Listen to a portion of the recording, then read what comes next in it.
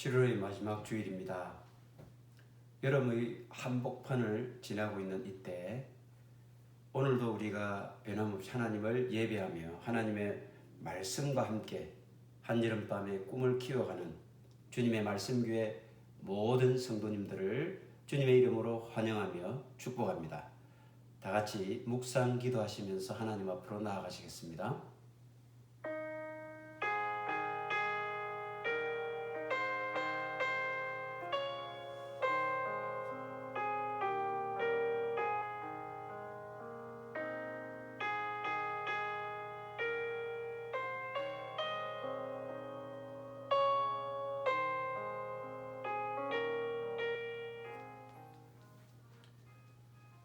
그때에는 이리가 어린 양과 함께 살며 표범이 어린 염소와 함께 누우며 송아지와 어린 사자와 살찐 짐승이 함께 있어 어린아이에게 끌리며 암소와 곰이 함께 먹으며 그것들의 새끼가 함께 엎드리며 사자가 소처럼 풀을 먹을 것이며 젖먹는 아이가 독사의 구멍에서 장난하며 젖된 어린아이가 독사의 굴에 손을 넣을 것이라.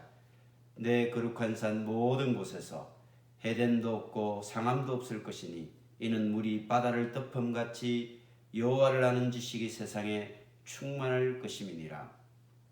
살아계신 하나님 아버지, 오늘도 말씀으로 함께 하시고 저희들을 말씀으로 인도해 주시옵소서.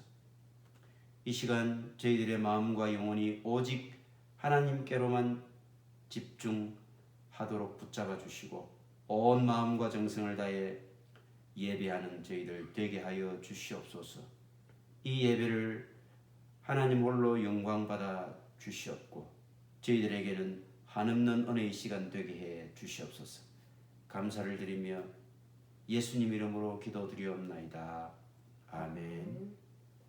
다 같이 사도신경 하시면서 하나님 앞에 우리 신앙을 고백하겠습니다. 전능하사 천지를 만드신 하나님 아버지를 내가 믿사오며 그 외아들 우리 주 예수 그리스도를 믿사오니 이는 성령으로 잉태하사 동정녀 마리아에게 나시고 본디오 빌라도에게 고난을 받으사 십자가에 못 박혀 죽으시고 장사한 지 사흘 만에 죽은 자 가운데서 다시 살아나시며 하늘에 오르사 전능하신 하나님 우편에 앉아 계시다가 저리로서 산자와 죽은 자를 심판하러 오시리라. 성령을 믿사오며 거룩한 공예와 성도가 서로 교통하는 것과 죄를 사하여 주시는 것과 몸이 다시 사는 것과 영원히 사는 것을 믿사옵나이다. 아멘. 우리 다 같이 찬송가 552장입니다.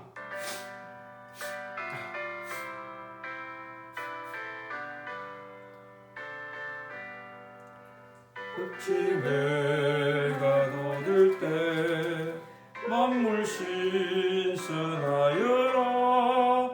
나도 세상 지낼 때 햇빛 되게 하소서. 주여 나를 도우사 샘을 호송 안고서 어두운 세상 지낼 때 햇빛 되게 하소서. 때로는 광야를 보람 있게 보내고 주의 일을 행할 때 햇빛 되게 하소서. 주여 나를 도우사 샘을 호송 안고서 어두운 세상 지낼 때 햇빛 되게 하소서. 한 번 가면 안 오는 다른 강은 지날 때 귀한 시간 맞춰서 햇빛 되게 하소서. 주여 나를 도우사 세월 호송 안고서 어두운 세상 지날 때 햇빛 되게 하소서. 밤낮들을 위하여 몸과 마음을 주의 사랑 나타내 햇빛 되게 하소서. 주여 나를 도우사 세월호 손 안고서 어두운 세상 지낼 때 햇빛 되게 하소서. 아멘.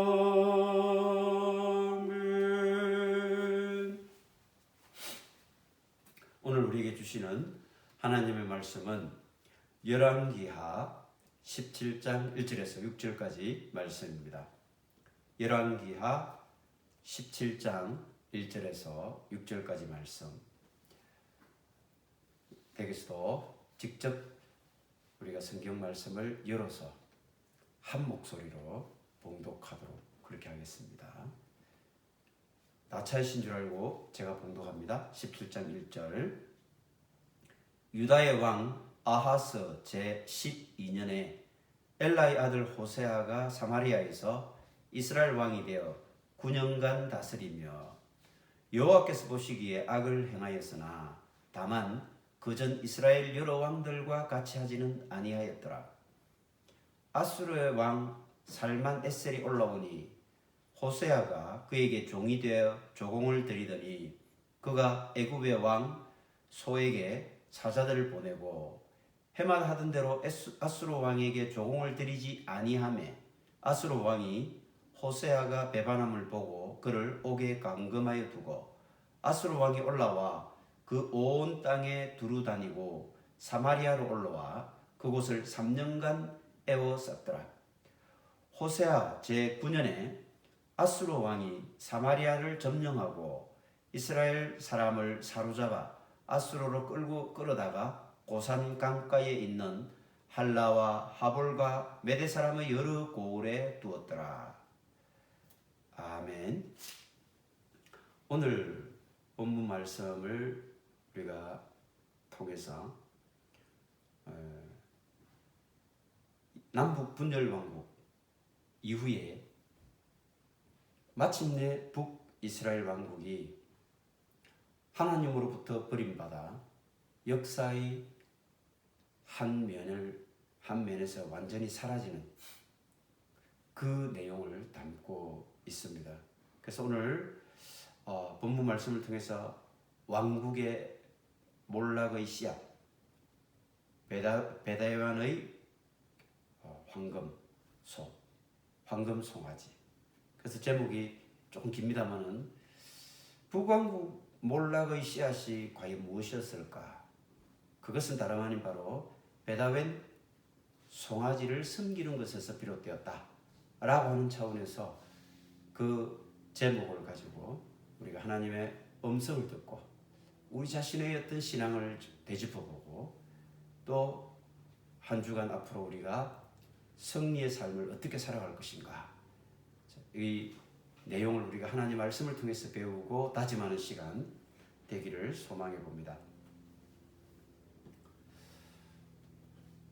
우리가 잘 아는 것처럼 하나님께서는 약속의 땅 가나안으로 이스라엘 백성들을 인도하신 후에 그들이 왕을 원하였기 때문에 사울을 처음 왕으로 세운 이후에 다윗, 솔로몬에 걸쳐서 하나님께서는 그들에게 왕을 허락해 주셨습니다. 우리가 아는 것처럼 다윗과 솔로몬 때에 이스라엘은 그 역사에 있어서 전무후무한 그런 큰 강대국으로 자라났습니다.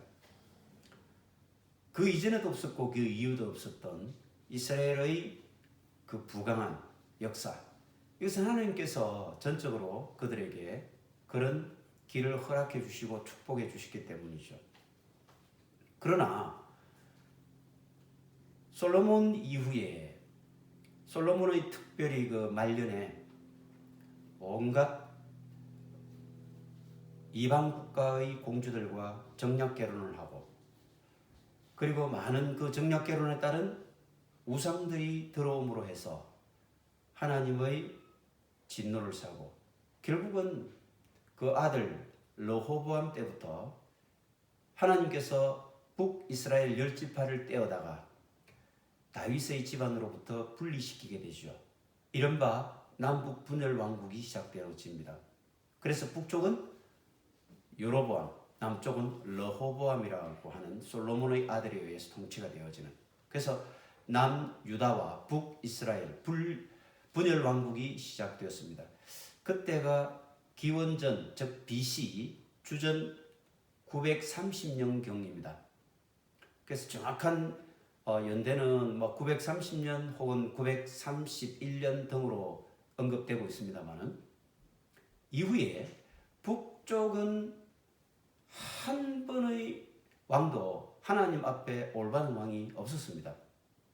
그래서 그들은 20명의 왕이 나타났다가 사라지면서 등장하면서 모두가 다 하나님을 등지고 하나님께 배반하고 우상을 섬기고 이방 신상을 섬기는 데 열중했던 그런 민족이 되고 말았다는 것입니다. 그래서 결국 하나님으로부터 철저하게 그들은 버림을 받게 되어지는 거죠. 자, 그 내용이 오늘 열왕기하 17장에 소개되어 있습니다. 남유다는 비록 그들이 많은 왕들이 하나님 앞에 정확하고 또 올바르게 서지 못한 경우도 있었지만, 하나님께서 다윗을 통해서 그 언약의 등불을 끄지 않겠다고 하셨기 때문에 남유다는 비록 흠이 있고 또 하나님 마음에 들지 못하는 부분이 있었다 할지라도 그 등불을 하나님께서는 유지시켜 주셨습니다. 그래서 지금 현재 우리가 북이스라엘 왕국은 이제 하나님으로부터 버림을 받게 되는데, 이 하나님으로부터 버림받게 되어지는 북이스라엘, 그들의 마지막 왕은 호세아 왕입니다. 근데 이 호세아 왕은 선지자 호세아 시대 때 호세아와 같은 이름을 가지고 있지만 다른 인물이에요. 선지자 호세아 역시 호세아 선지자도 북이스라엘 선지자로서 당시에 활동을 했던 선지자입니다. 자, 그러면 이때 남유다는 지난 시간에 우리가 봤던 아하스 왕이 통치하고 있었습니다. 그러니까 아하스 왕은 남쪽 유다를 통치하고 있던 이 아하스 왕이 지난 시간에 우리가 같이 살펴보던 것처럼 정말 역사에 남유다의 역사에서 정말 이렇게 하나님을 배교하고 패역한 왕이 있을까 싶을 정도로 굉장히 하나님을 배반하고 패역한 그 일에 선봉이 되고 으뜸이 되는 왕이었다, 이렇게 말씀드리지 않습니까? 이런 상황이었고, 북이스라엘은요 베가 왕이었는데 처음에 아수르가 쳐들어와서 베가 왕을 무릎 꿇리고, 그때 당시에 이미 북이스라엘 많은 사람들이 아수르의 포로로 끌려갔습니다. 그게 첫 번째 북이스라엘의 아수르 포로 이렇게 송환입니다. 그리고 그 다음에 등장한 왕이 오늘 본문에 있는 호세아 왕이에요. 이 호세아 왕은 이제 북이스라엘의 마지막 왕이 될 텐데, 이 또한 베가 왕을 암살하고 그가 왕의 자리에 올랐던 것입니다. 근데 당시에 이 호세아 왕은요 처음에는 아수르 왕을 섬겼어요. 그래서 조공을 바친 거죠. 그러니까 아수르 왕이 그 조공을 받고 그냥 신하국으로 내 신하국이다 이렇게 하고 크게 북이스라엘을 노략질하지 않았습니다.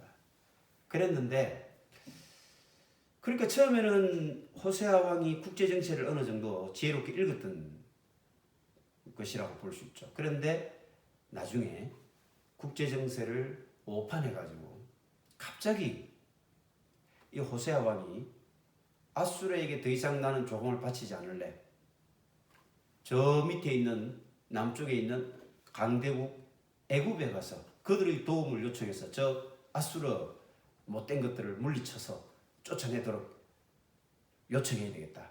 이렇게 생각한 거예요. 그래서 애굽 바로, 그때 바로의 이름이 소라고 하는 이름을 가진 왕이었어요. 그래서 바로인 소에게 가서 그런 편지를 보내고 사자를 요청을 했던 것이죠. 그러나 여러분, 결국 그들이 아무리 국제정세를 지혜롭게 읽고 국제정세를 이용하려고 하고 이렇게 아무리 한다 할지라도 결국 이 역사의 모든 물결을 주관해 가시는 분이 누구인가를 우리가 깨닫지 못하면 결국 그 불행의 역사를 우리가 벗어날 수 없습니다. 이 역사의 물결을 이끌어 가시는 분은 누구십니까? 그것을 오늘 본문에서는 분명하게 기억하고 분명하게 알아야 된다라고 우리에게 강조하고 있는 것입니다. 우리가 국제정세 뭐 이렇게 저렇게 요즘도 이야기하고 있지 않습니까?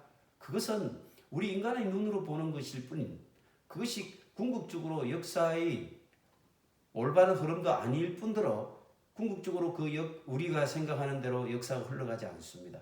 결국 역사의 모든 손길은 바로 하나님의 손아귀에 있다라고 하는 것입니다. 하나님으로부터 그들이 온갖 죄악을 다 저지르고 그렇게 많은 선지자를 통해서 하나님께로 돌아오라 그렇게 애타게 외쳤건만 그들은 my way, 하나님 그 부르짖음을 외면해버리고 스스로 멸망의 길로 가게 되었다는 것. 그래서 결국은 하나님께서 어쩔 수 없이 그 당시의 강대국 아수르를 이용하여 북이스라엘 민족을 멸망시키고 그들을 포로로 잡혀가도록 그렇게 만들어 버린 것입니다. 그래서 우리는 이사야의 예언이라든지 호세아의 예언서를 보게 되면 하나님께서 아수르를 하나님 역사의 수단으로 하나님 역사를 이끌어가는 그런 도구로 사용하고 있다라고 분명히 말씀하고 있어요. 그러니까 우리가 볼 때는 아수르 때문에 망한 것 같이 보이지만 결국은 그 아수르를 움직인 것은 바로 하나님, 바로 섭리라고 하는 것입니다. 하나님께서 그들을 움직여서 결국은 그들이 아수르에게 멸망당하게 만들었다는 것을 우리는 잊어서는 안 될 것입니다. 그러면 이제 북이스라엘은 남북으로 분열이 된 BC 930년 이후에 오늘 호세아 왕 제9년에 망하게 되는데, 호세아 왕은 왕위에 등극된 지 9년 후에 사라지게 되는 왕이거든요. 그 9년간 통치하고 완전히 북이스라엘은 역사에서 사라지게 된다는 것입니다. 그때가 언제냐면 BC 722년이에요. 그러면 930년부터 722년, 대략적으로 약 한 208년 정도 됩니다. 그러니까 208년 동안 북이스라엘은 존속되어 왔지만 결국은 마침내 아수르에게 멸망당하고 말았다는 것이죠. 그 208년이라는 세월, 과연 하나님께서 어떻게 했겠습니까? 끊임없이 수많은 선지자를 보내고 예언자를 보내고 하나님의 사람을 보내서 그들을 회개시키고 하나님께로 돌아오기를 간곡히 그렇게 원하셨건만 그들은 결국은 하나님의 그 애타는 마음을 외면해 버렸다는 것입니다. 이것이 수많은 예언서를 읽고 그리고 오늘 이 역사서를 읽고 본문 내용을 읽어보면 고스란히 하나님의 그 마음이 묻어난다는 것을 우리가 알 수 있을 것입니다. 남유다는 당시에 아하스 왕이라고 했습니다. 정말 전무후무한 패역한 왕이었고 배교의 선봉장이었다고 그렇게 말씀을 드렸지 않습니까? 그에 대해서 이사야서 7장에서 분명히 그렇게 말씀을 했습니다.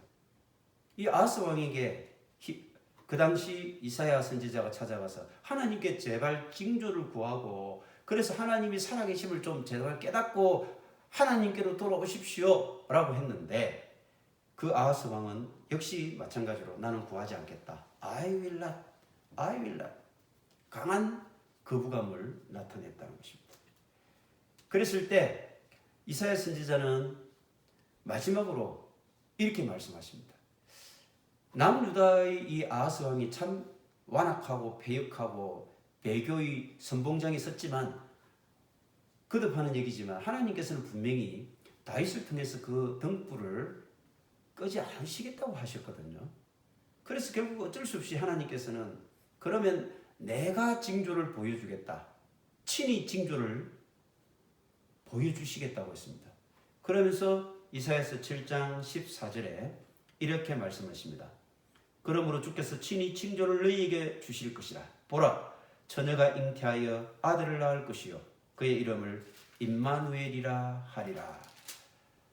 하나님께서 처녀가 잉태되어 아들을 낳을 것이라는 징조를 보여주시겠다는 약속을 하십니다. 이것은 우리가 잘 아는 예수 그리스도의 탄생을 예고하는 예언 아닙니까? 이스라엘 백성들이 그렇게 애먹이고 그렇게 하나님으로부터 멀어져 가려고 발버둥 치고 있는 이때 하나님께서는 그를 붙잡기 위해서 하나님이 직접 징조를 보여주시겠다고 하시면서 그 구원의 표로서 처녀의 몸에서 그 구원자인 예수 그리스도를 땅에 보내주시겠다는 약속을 하셨다는 것입니다. 이제 다시 우리는 북이스라엘로 한번 넘어가 봅시다. 자, 호세아 왕이 마지막 왕으로 통치하고 있을 때 아수르 왕은 이 살만 에셀이라고 하는 왕이었습니다. 그런데 잘 조공을 바치다가 결국은 애굽에게 손을 벌리면서 친애굽으로 돌아가 버렸지 않습니까? 그러니까 아수르 입장에서는 괘씸하기 짝이 없겠죠. 그래서 살만 에셀 아수르 왕이 군사를 이끌고 이제 북이스라엘 사마리아를 포위하게 됩니다. 근데 우리가 아는 것처럼 오므리 왕이 사마리아에 성을 쌓고 그 북이스라엘을 수도로 정했지 않았습니까? 그때 사마리아 성은요 굉장히 난공불락의 성이었습니다. 당연히 그때 당시엔 대부분 성을 그런 곳에 세웠지만 외적의 침입에 대비하는 차원에서 굉장히 험준한 산 위에 성을 세웠던 것입니다. 그러니까 아무리 강성한 아수르 군사라도 금방 사마리아 성을 무너뜨릴 수가 없었던 것이죠. 그래서 살만 에셀 왕은 이 사마리아 성을 포위는 했지만 3년 동안 그 사마리아 성을 무너뜨릴 수가 없었어요. 그러다가 그 3년 동안 포위하고 있다가 살만 에셀 왕은 죽게 됩니다. 죽고 그의 아들 사르곤 2세가 사르곤 왕입니다. 굉장히 이제 역사에 유명한 왕인데 이 사르곤 2세가 결국은 사마리아 성을 함락시키게 되는데 그때가 호세아 왕 9년 722년이었다는 것입니다. 자, 그러면 이제 그 내용이 지금 본문에 잘 나와 있습니다. 17장 1절에 보면 호세아가 이스라엘에서 9년을 통치했거든요. 근데 실제로 9년을 통치하지는 못했죠. 그가 아수르 왕에게 끌려가서 옥에 감금이 되었습니다. 그 옥에 감금이 된 시기가 3년입니다. 그러면 그때 이제 아수르는 3년 동안 사마리아 성을 에워싸고 포위해서 어떻게든 그 성을 함락시키려고 하고 있었죠. 그래서 호세아가 애굽에게 이제 손을 벌리고 친애굽 정책을 펼쳤기 때문에 결국 빚어진 결과였죠. 그래서 5절에 보니까 아수르 왕이 올라와 그 온 땅에 두루다니고 사마리아 올라와 그곳을 3년간 에워쌌더라. 이때 이 아수르 왕이 살만 에셀 왕이고 3년 동안 포위하고 있었단 말이죠. 그럼 이때가 이제 호세아 왕 6년이죠. 6절에 보니까 호세아 제9년에 그렇게 3년 이후에 3년이 흐르고 난 이후에 이 아수르 왕이 이제 바로 사르곤 2세예요. 이 아수르 왕이 사마리아를 점령하고 결국은 이제 살만에셀이 죽고 난 이후에 그의 아들 사르곤 2세에 의해서 3년 후에 이 사마리아 성이 결국은 함락되고 말았다는 뜻입니다. 이스라엘 사람을 사로잡아 아수르로 끌어다가 결국 이렇게 함락되고 난 이후에 이스라엘 사람들을 포로로 끌고 갔어요. 이 포로로 끌려간 사람들의 숫자가 27,290명으로 역사의 기록에 나와 있습니다. 그러니까 27,290명이 끌려갔다라고 하는 것을 보면 실제로는 더 많은 숫자가 있었지 않겠습니까? 그러니까 그들이 3년 동안 아수르의 포로로 이렇게 시달리고 있을 동안 많은 사람들이 탈출을 해서 남유다로 피신을 했거나 남유다로 도망갔을 것이라고 이렇게 추측을 해볼 수 있습니다. 그리고 남아있는 그 성에 남아있던 27,290명이 모두 다 성이 함락되면서 아수르로 끌려가게 되었다는 것입니다. 결국은 북이스라엘은 마지막 왕 호세아 때도 끌려갔지만 그 앞에 왕 베가 때도 끌려갔죠. 그러니까 베가 때 빌레셋 디글랏 빌레셋이라고 하는 왕에 의해서 첫 번째 끌려갔습니다. 그 다음에 마지막 왕, 그 다음에 왕이었던 호세아 왕 때 또 살만 에셀이라고 하는 그 왕의 침략을 받고 그의 아들 사르곤 2세에 의해서 함락이 되면서 끌려갔습니다. 그게 2차로 끌려간 거죠. 우리는 앞으로 보게 되겠지만 남유다 역시 나중에 멸망하게 될 때 바벨론에 의해서 3번에 걸쳐서 포로로 끌려가게 됩니다. 근데 북이스라엘은 이렇게 2번에 걸쳐서 포로로 끌려갔는데 그들이 어디로 끌려갔느냐? 당연히 아수르 제국의 그 여러 지역들 중에 고산 강가로 끌려갔습니다. 이 고산 강이라고 하는 것은 우리가 잘 아는 유프라테스 강이라고 하는 큰 강이 있지 않습니까? 그 유프라테스 강, 그 강 지류 중에 한 가지가 고산 강이라고 하는 그곳 지역 주변에 그들을 흩어놓았습니다. 문제는요, 그들이 끌려가서 그냥 있다가 또 아수르가 멸망하고 난 뒤에 돌아왔으면 얼마나 좋겠습니까? 근데 이 아수르는요, 더 이상 이 북이스라엘이 아수르 제국에 대항하지 못하도록 그곳에다가 그들이 포로로 끌려간 그 빈자리에다가 아수르에 있는 여러 사람들을, 아수르 민족의 사람들을 그곳에다가 북이스라엘 사마리아 땅에다가 갖다 풀어놓은 거예요. 이러니 어떻게 되겠습니까? 원래 하나님의 약속의 백성들은 끌려서 저 이방 나라로 흩어져 버렸고 그 비어있는 그곳에는 누가 왔다는 것입니까? 이방 민족들이 막 쏟아져 들어온 거예요. 그러니 그곳은 어떻게 되겠습니까? 물론 그곳에 있던 남아있던 백성들이 일부 있었겠죠. 그 사람들은 결국 이방 민족들과 결국 이렇게 혼합되어지면서 하나님 백성으로서의 그런 순수성과 정체성과 그런 씨앗들이 다 사라져버리게 되었다라고 하는 것입니다. 아수르는 이렇게 함으로써 완전히 북이스라엘이라고 하는 이 나라가 더 이상 그 제국에 저항하지 못하도록 이렇게 완전히 혼합시켜버리는 그런 정책을 펼쳤던 거예요. 그 내용이 오늘 본문 17장 7절 이하에 쭉 나오고요. 그리고 24절 이하에 가면 아수르 사람들이 사마리아에 거주하는, 그래서 사마리아가 혼합주의로 젖어들게 돼요.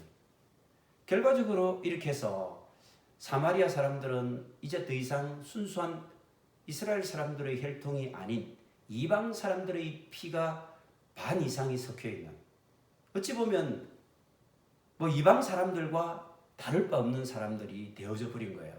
그래서 예수님 시대 때 그렇게 사마리아 사람들을 경멸하고 개 돼지처럼 취급하고 남유다 사람들이, 유대인들이 결코 사마리아 땅을 지나가려고 하지 않았던 그 역사의 씨앗이 바로 여기서 시작되고 있다는 것도 우리는 알 수가 있습니다. 근데 문제는요, 아수르 제국에 있는 많은 사람들 중에 끌려온 이 북이스라엘에 좀 더 똑똑한 사람들이 오고 좀 뭔가 사람다운 사람들이 막 들어왔더라면 또 북이스라엘 즉 사마리아에 남은 사람들이 좀 더 좋은 사람들 훌륭한 사람들이 또 나올 수도 있지 않겠습니까? 물론 그거는 뭐 어렵지만 근데요 끌려온 사람들이 다 하나같이 뭐였습니까? 아수르 제국에 있는 하층민들 그 중에서 문지투성이의 사람들 그 사람들이 끌려온 거예요. 역사를 보면 영국이 호주 큰 섬나라를 발견하고 난 뒤에 거기에 식민지를 만들어서 영국이 그 호주 식민지 섬나라의 초기에 어떻게 이용했는지 압니까? 영국의 죄수들 있지 않습니까? 그 죄수들을 배에 실어가지고 그 죄수들을 어디다가 격리시켰을까요? 바로 오늘날 오스트레일리아, 호주 섬에다가 격리를 시킨 거예요. 그러니까 호주라고 하는 이 나라는 지금도 영어를 쓰고 영국의 그 영향력 하에 영국의 많은 전통들이 남아있지만 실제로 그곳에 처음 정착한 사람들은 누구냐면 영국에서 정말 문제투성이의 죄수들 그들이 배에 실려와서 처음 정착한 곳이 호주였다는 것입니다. 그러니까 호주 땅도 역사를 더듬어 보면 영국인들이 처음 발을 디뎠지만 가장 그 사회에서 문제가 많은 사람들 그 사람들이 그 호주 땅을 처음 밟고 그 땅에 정착한 사람들이었다는 것을 알 수가 있습니다. 오늘 보면 아수르 땅도 역시 마찬가지였습니다. 하나님께서는 절대로 애굽을 의지하지 마라. 의지해서는 안 된다. 라고 하는 것을 이사야 선지자를 통해서 끊임없이 얘기를 했습니다. 그의 내용을 우리는 잠깐 한번 보겠습니다. 이사야 30장 2절 30장 1절에 3절에 그런 내용이 나오는데 제가 읽어볼게요. 그들이 바로의 세력 안에서 스스로 강하려 하며 애굽의 그늘에 피하려 하여 애굽으로 내려갔으되 나의 입에 묻지 아니하였도다. 애굽을 의지하려고 했는데 절대로 하나님 앞에 묻지 않았다는 겁니다. 그러므로 바로의 세력이 너희의 수치가 되며 애굽의 그늘에 피함이 너희의 수욕이 될 것이라.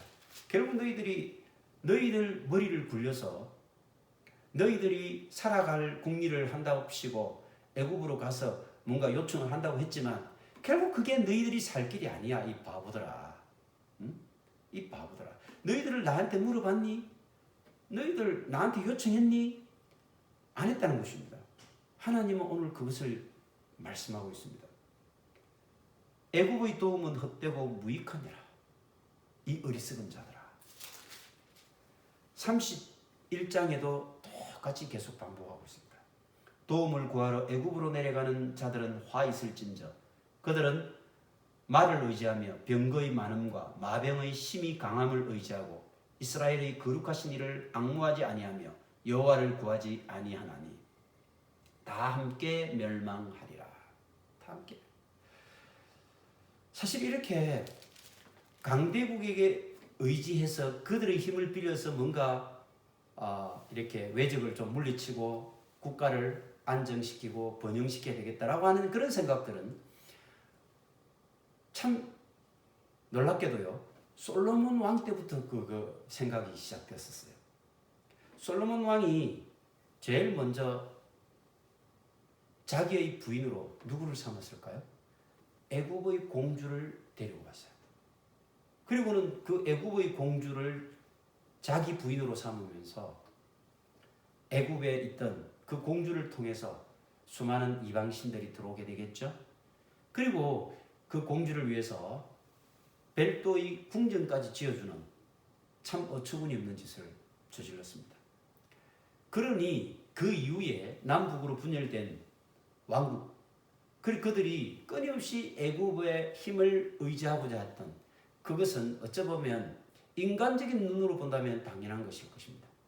그 마지막 왕인 호세아가 그랬다는 것입니다. 아수르 왕에게 종을 바치다가 결국은 눈을 돌려보니 애굽이 보이더란 말이에요.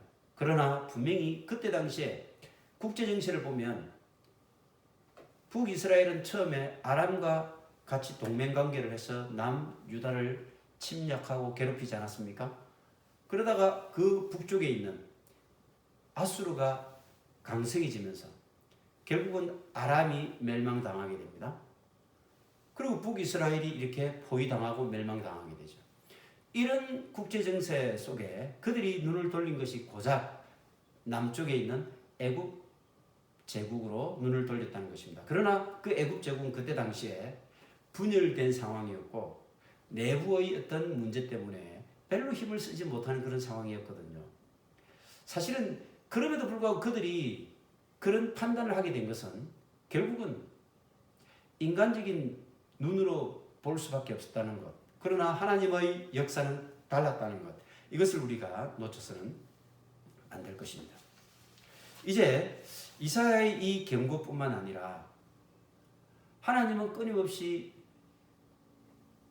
말과 마병, 그래서 그것들이 많고 그것들이 마치 큰 의지가 되고 군사력으로 모든 것을 안전하게 지켜줄 것처럼 보이지만 그건 아니야. 그것들에 절대로 의지하지 말라고 계속해서 솔로몬 이후부터 하나님께서는 그렇게 경고하고 있는 것입니다. 호세아 선지자 말씀드렸는데 호세아 왕과 같은 시기에 호세아 선지자가 활동을 하고 있었습니다. 호세아 선지자 예언을 잠깐 한번 들어보겠습니다. 호세아서 10장 1절 이스라엘은 열매 맺는 무성한 포도나무라. 그 열매가 많을수록 재단을 많게 하며 그 땅이 번영할수록 주상을 아름답게 하도다. 그들이 두 마음을 품었으니 이제 벌을 받을 것이라. 그들이 두 마음을 품었으니 그 두 마음이라고 하는 것은 아수르를 섬기다가 애굽으로 그들의 그 의지하는 세력을 바꾸었다는 것. 그 부분도 있고요. 또 그들이 신앙의 면이 또 두 마음이었어요. 그들은 끊임없이 이야기하지 않습니까? 산당을 폐하지 않았죠. 그 산당에서 무엇을 섬겼을까요?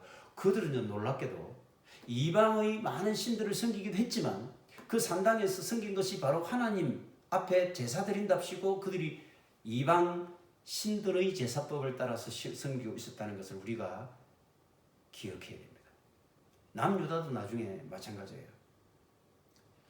그러니까 하나님을 섬긴답시고 섬기고 이방의 많은 신들도 이방 민족들은 그렇게 또 섬기고 이렇게 뒤죽박죽 엉망진창이었죠.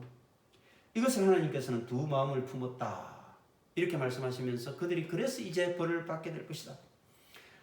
자, 호세아 10장 5절 말씀을 우리가 꼭 여러분 눈여겨보시기 바랍니다. 사마리아의 주민 북이스라엘 왕국입니다. 벳아웬의 송아지로 말미암아 두려워할 것이라. 벳아웬의 송아지. 벳아웬. 자, 여러분 벳아웬이라고 하는 것은요. 벳엘, 이 벳엘이라고 하는 말을 경멸적으로 잃은 말입니다. 경멸적으로. 벳아웬. 이 말은 악한들의 집 이런 뜻이에요. 원래 벳엘 하면 무슨 뜻이라고 했습니까? 하나님의 집이죠. 그러니까 벳 하는 말은 집이고 엘 하면 하나님이잖아요.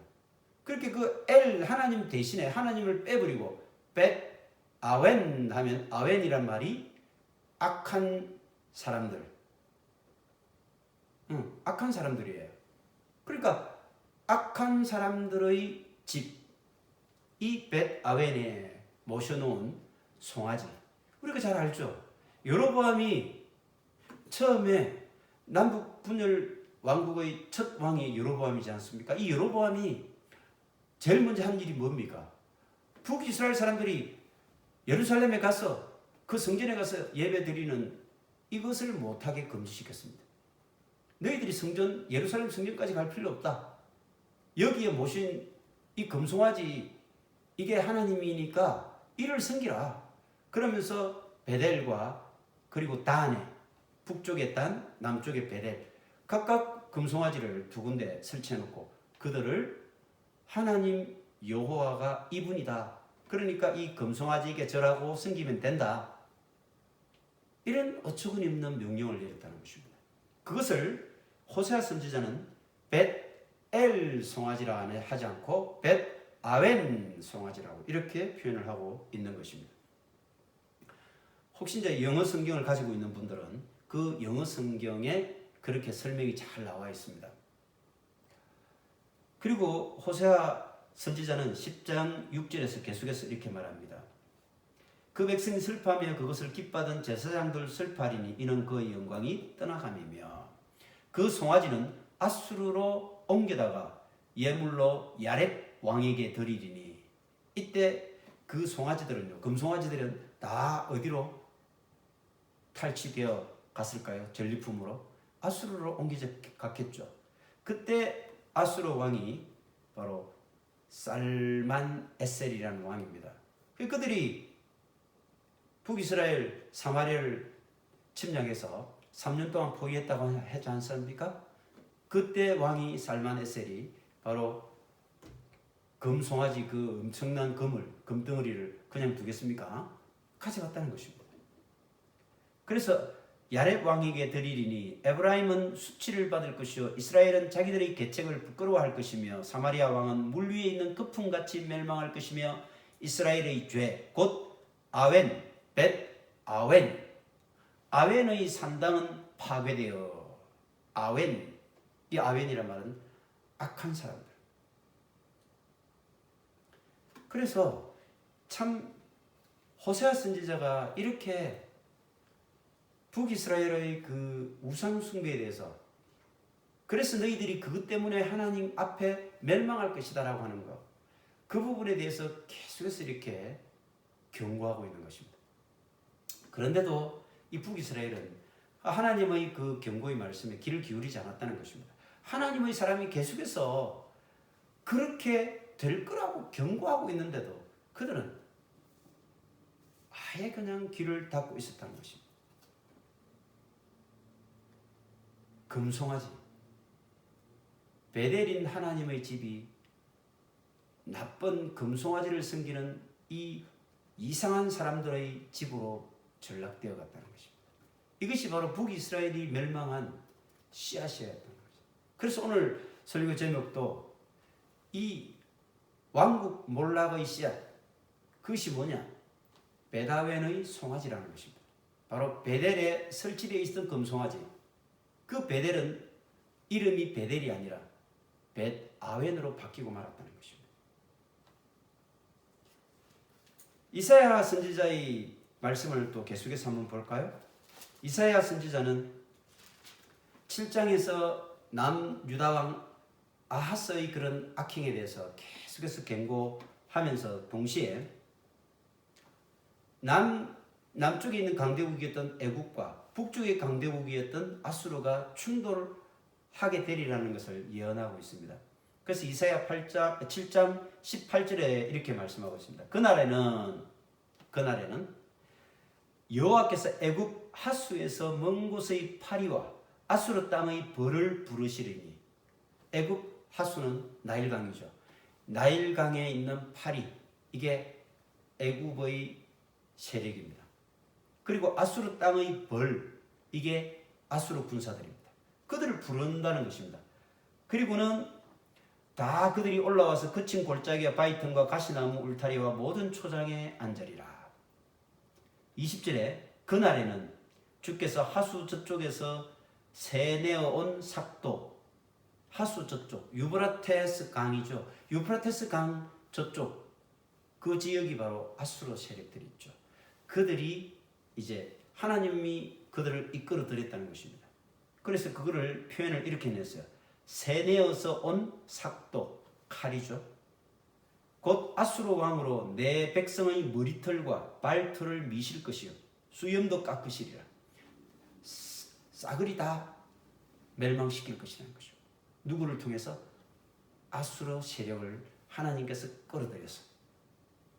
그날에는 사람이 한 어린 염소와 두 양을 기르리니, 또 23절에 보니까 그날에는 청그루에 은천개의 가치가 있는 포도나무가 있는 곳마다 찔레와 가시가 날 것이다. 온 땅에 찔레와 가시가 있으므로 화살과 활을 가지고 그리로 갈 것이다.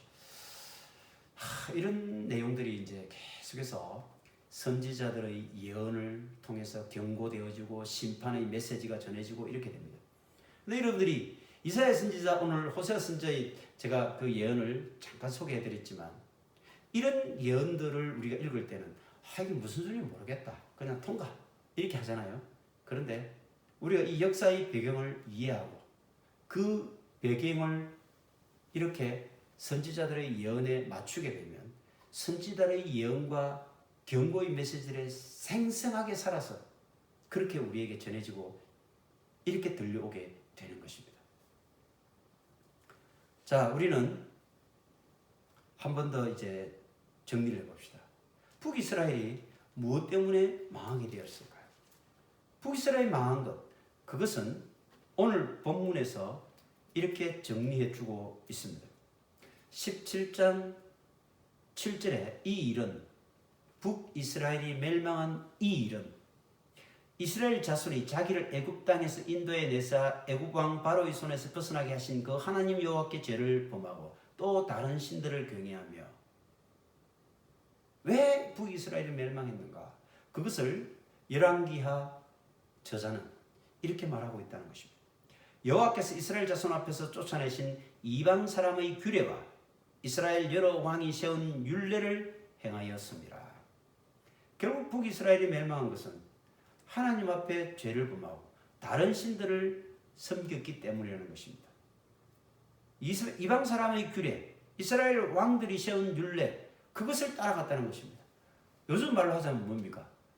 하나님 말씀을 쫓아서 하나님이 정한 그 율례와 율법과 법을 쫓아 우리가 신앙생활을 하면서 살아야 했는데, 그게 아니라 이방 사람들이 세운 율례, 그리고 이스라엘 왕들이 세운 율례. 이스라엘 왕들은 무슨 율례를 세웠겠습니까?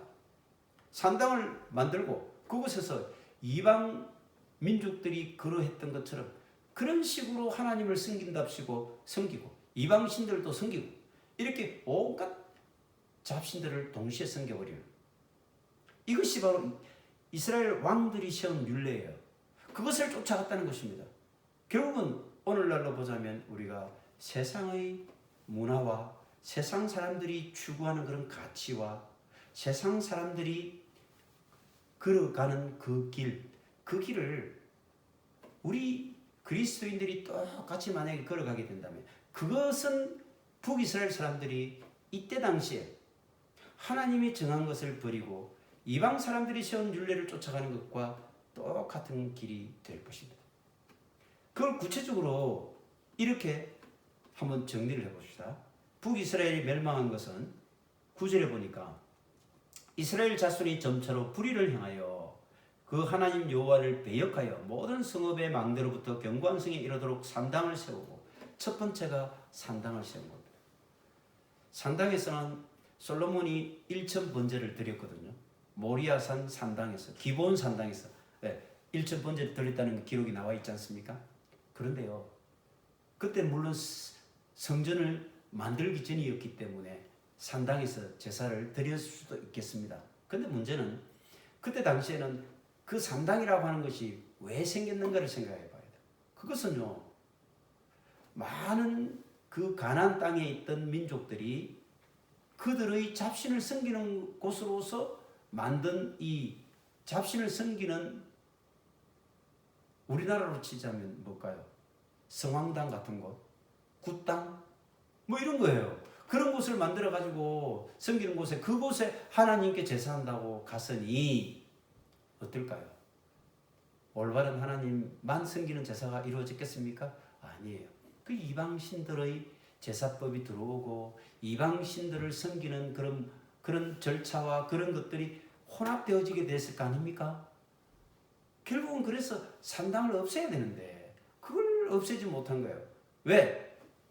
왕들이 시작하고 백성들이 그걸 따라하고 이렇게 되면서 세월이 흐르면서 그것이 하나의 그들의 신앙적인, 그들의 어떤 종교적인 의식으로 자리 잡았고 뿌리를 내렸다는 것입니다. 이게 무슨 거예요? 그러니까 수많은 남유다의 왕들이 등장하면서 그 산당을 없애려고 했지만 산당을 뿌리 뽑지 못했던 이유가 그거예요. 왜? 백성들의 생활 속에 이미 뿌리 내렸다는 것입니다. 우리가 다음 시간에 보게 되겠지만 남유다의 정말 훌륭한 왕인 히스기야 왕이 나오고 그리고 또 요시야 왕이 나올 것입니다. 이들은 진짜 하나님 말씀에 입각해서 산당을 없앤 유일한 왕이에요. 정말 훌륭한 두 왕이 되는 거죠.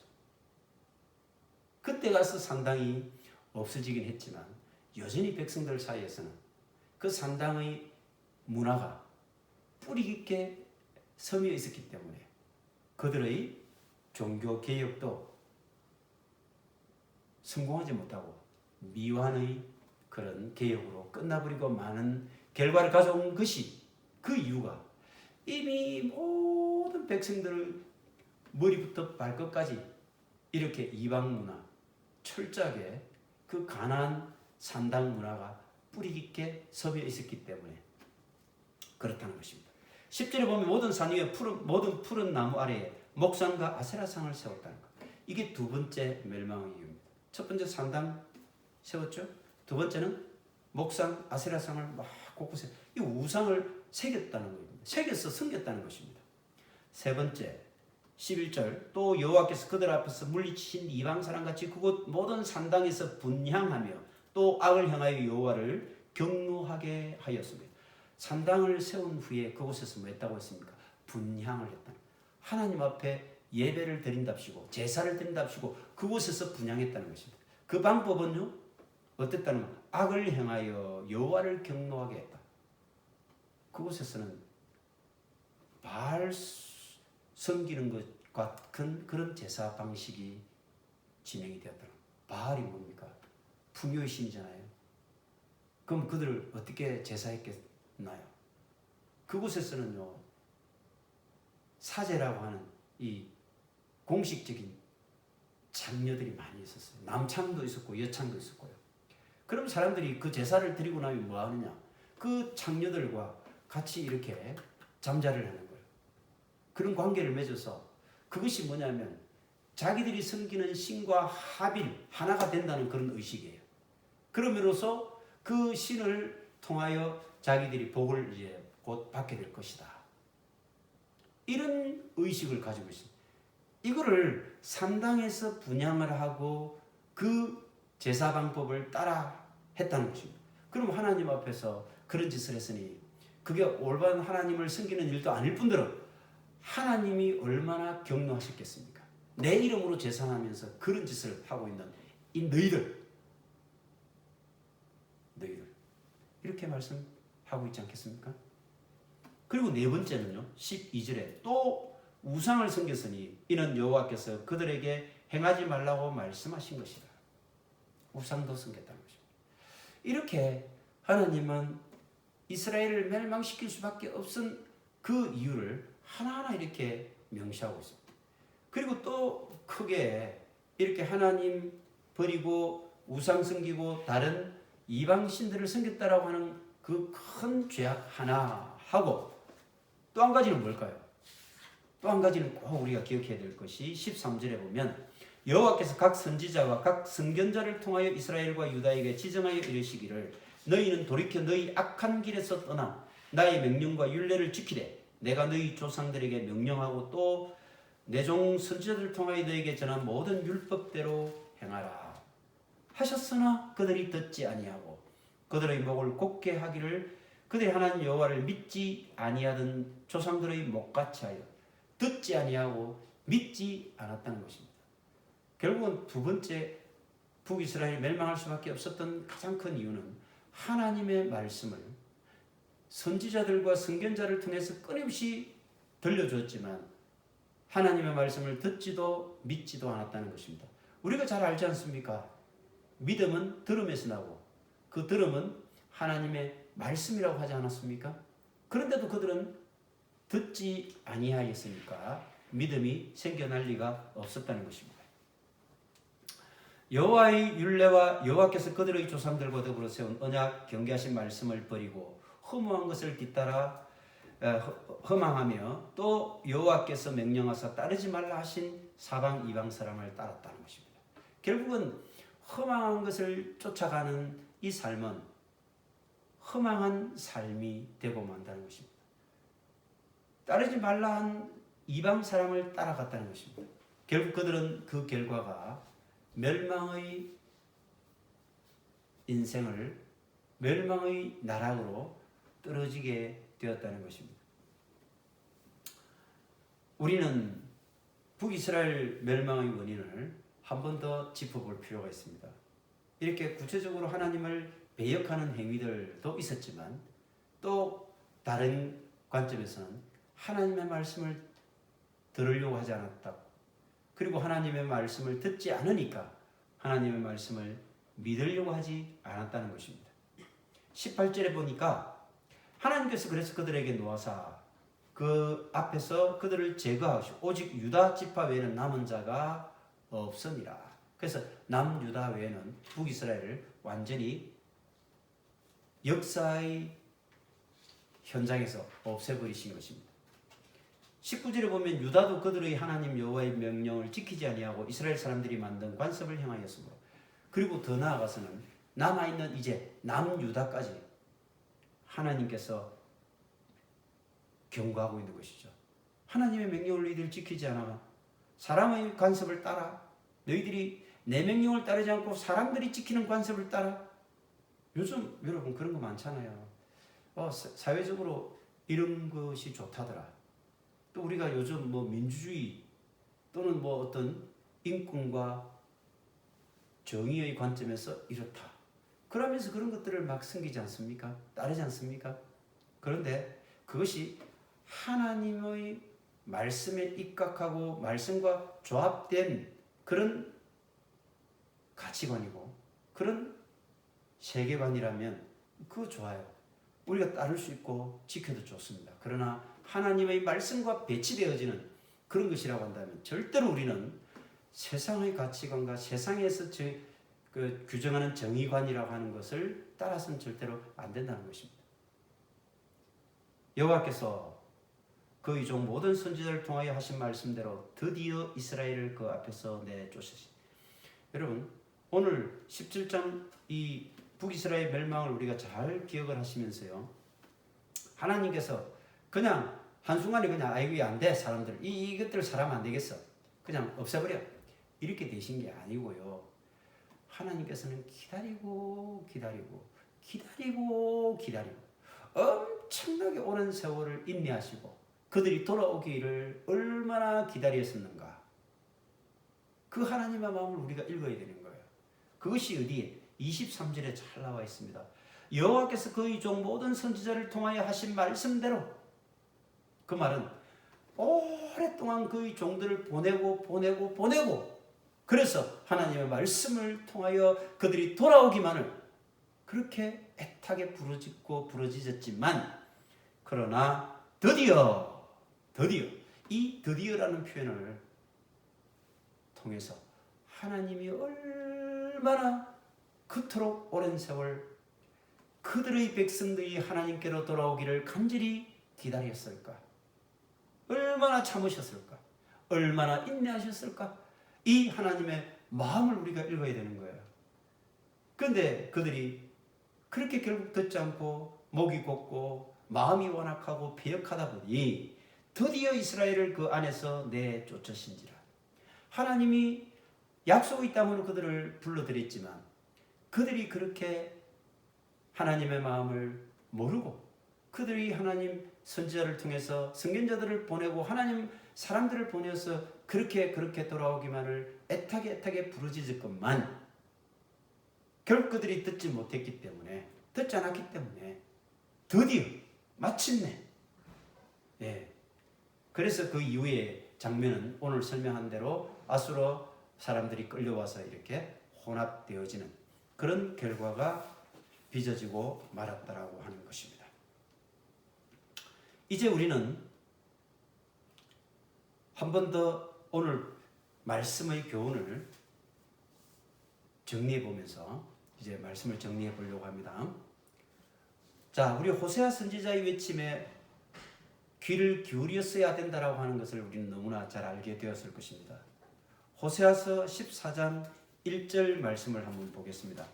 호세아서 14장 1절. 이스라엘아, 내 하나님 여호와께로 돌아오라. 내가 불의함으로 말미암아 엎드러졌느니라.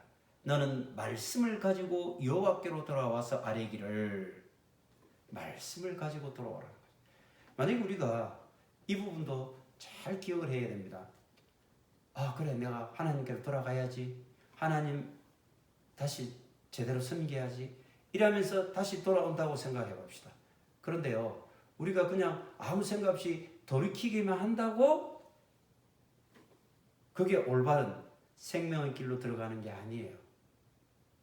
중요한 것은 말씀을 가지고 여호와께로 돌아와야 됩니다. 왜 그렇습니까? 말씀 없이 그냥 돌아오면 어떻게 될까요? 그래, 이 길이 아닌가 보네. 그럼 저 길로 가야지. 이렇게 막 또 엉뚱한 짓을 하게 되고, 그리고 실족하게 되고, 그러면 실패하게 됩니다. 요즘 그리스도인들 중에 열심히 있는 사람들, 하나님을 찾는다고 하는 사람들 중에서 얼마나 많은 사람들이 이단에 넘어갑니까? 그 얼마나 많은 사람들이 잘못된 그런 가르침에 끌려가고 있습니까? 그것이 무엇 때문이라고요? 말씀을 소홀히 했기 때문입니다. 결국은 하나님의 말씀을 가지고 돌아가야 된다는 것입니다. 우리는 성경을 통해서 우리에게 가르쳐 주신 하나님의 말씀, 우리에게 계속해서 경고하신 하나님의 말씀, 이것을 주의 깊게 들어야 된다는 것입니다. 그 말씀을 토대로 우리는 돌이키고 회개함으로써 이 세상의 멸망의 길, 이것으로부터 우리가 구원을 받는 그런 성도들이 다 되어야 한다는 것입니다. 정말 중요한 것은 누구의 말대로 이런 게 있더라고요. 인생은 사건 중심이 아니라 해석 중심이다. 이런 말을 하더라고요. 맞는 말씀 같아요. 만약 우리 속에, 우리 앞에 펼쳐지는 이런 사건들 있잖아요. 아이고, 이런 사건이 터졌네. 아이고, 이 어려운 사건을 내가 어떻게 헤쳐갈까. 아이고, 나는 망했네. 아이고, 이 어려운 고통의 이런 사건들을 내 인생에서 왜 이리 생겼을까. 원망하고 불평하고 좌절하고 낙담하는 이런 것이 우리 인생을 살아가는 참 큰 걸림돌이에요. 정말 중요한 것은요, 그 사건들마다 하나님께서 무엇을 지금 우리에게 들려주고 계시는가? 이 사건을 통해서 하나님은 무엇을 원하고 계시는가? 이 사건을 통해서 하나님이 정말 우리가 뭘 하기를 원하시는가라고 하는 해석이 중요한 거예요. 그럼 그 해석은 어디서 나옵니까?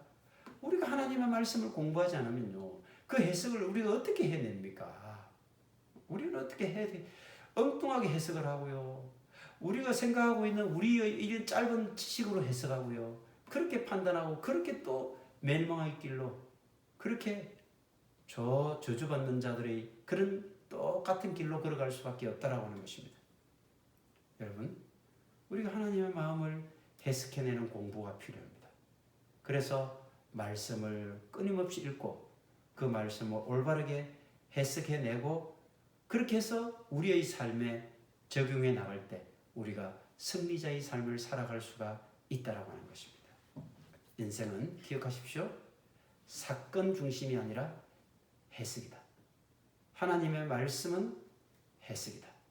그래서 그 사건에 매몰되면 안 되고 그 사건을 통하여 하나님 말씀으로 우리가 올바르게 해석해낼 때 여러분과 제가 이 험악한, 이 시험 많은, 이 고통 많은 인생에서 모두 다 하나님 기뻐하시는 승리자의 삶을 살아갈 수 있다고 저는 자신합니다.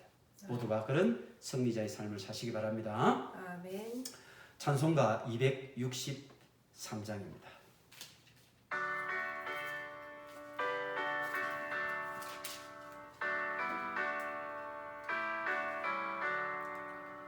이 세상 험하고 나비로 약하나 늘 기도 힘쓰면 건강 없겠네.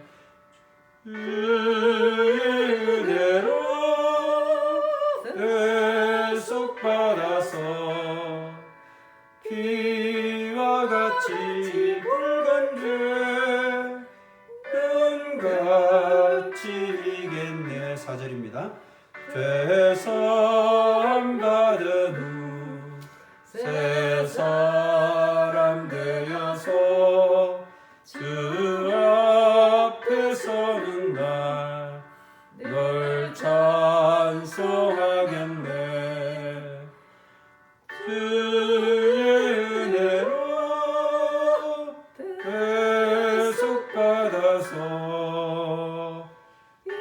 이와 같이 붉은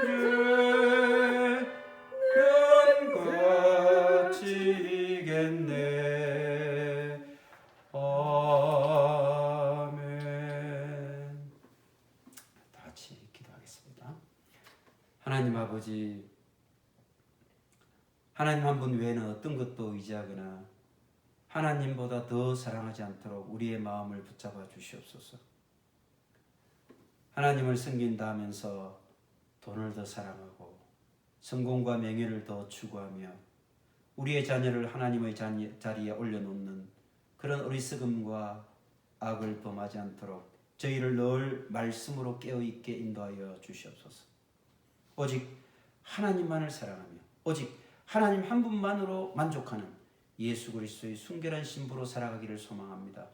북이스라엘의 멸망이 그 씨앗이 된 황금 송아지를 숭배하는 벳아웬, 이 벳아웬의 장막을 우리 속에서 계속해서 걷어낼 수 있도록 도와주시고 오직 그 걷어낸 자리에 하나님 한 분만, 오직 예수 그리스도만을 섬기는 벳엘의 반석을 세워나가는 그런 신앙의 집을 지어가는 신실한 우리 성도들 다 되도록 인도하여 주시옵소서. 이제는 예수 그리스도의 크신 은혜와 하나님 아버지의 지극하신 사랑하심과 성령님의 동행하심과 이끄심과 깨닫게 해주시니 이 시간 북이스라엘처럼 실패한 인생으로 살지 않고 말씀을 붙잡고 그 말씀을 뜸불 삼아 하나님께서 기뻐하시고 인정하시는 언약 백성의 길을 걸어가는, 그래서 믿음에 성공한 인생을 살아가기로 다짐하는 주님의 말씀교회 모든 권속들과 그 가족들 위에, 그들의 생업과 일터 위에 만나는 모든 사람들 속에 지금부터 영원까지 함께하여 주시기를 간절히 축원하옵나이다. 아멘.